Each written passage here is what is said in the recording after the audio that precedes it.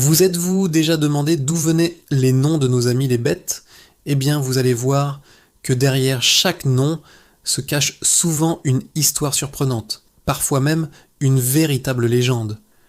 Commençons avec un animal que tout le monde connaît et qui a la réputation d'être particulièrement malin, le renard.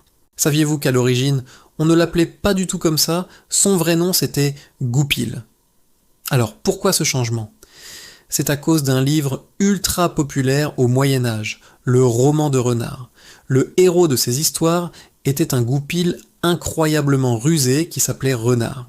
Il a eu tellement de succès que petit à petit, les gens ont commencé à appeler tous les goupils des renards.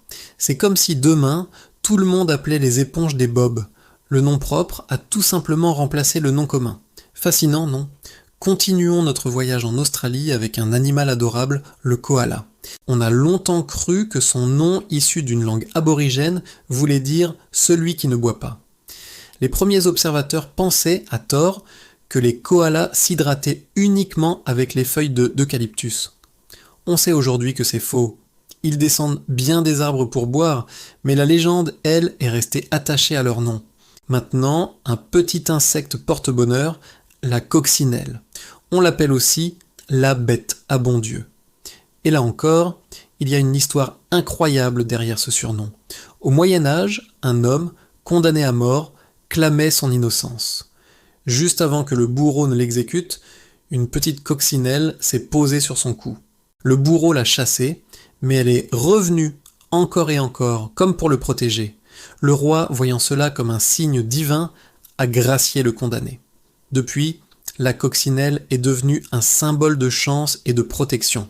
C'est une histoire magnifique, vous ne trouvez pas? Et le sanglier alors? Son nom vient du latin singularis porcus, qui signifie littéralement le porc solitaire. Contrairement au cochon domestique qui vit en groupe, le sanglier mâle adulte est un animal qui aime la solitude. La langue a donc gardé cette idée de solitude pour le nommer. C'est assez drôle de penser que l'expression « être un loup solitaire » existe, mais pas être un sanglier solitaire, alors que ça aurait été tout aussi logique. Terminons avec un peu de poésie et un insecte moins connu, mais tout aussi fascinant, la chrysope. Ce petit insecte vert est un grand ami des jardiniers, car il dévore les pucerons. Mais ce n'est pas ça qui lui a donné son nom. Chrysope vient du grec et signifie « œil d'or ». Regardez-la de près et vous verrez ses magnifiques yeux dorés et brillants. C'est tellement poétique qu'on la surnomme aussi la demoiselle aux yeux d'or. Voilà, j'espère que ce petit voyage dans l'histoire des mots vous a plu.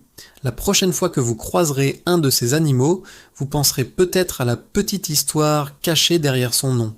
Si vous avez aimé cette vidéo, n'hésitez pas à laisser un pouce bleu, à partager et surtout à vous abonner pour ne pas manquer les prochaines explorations.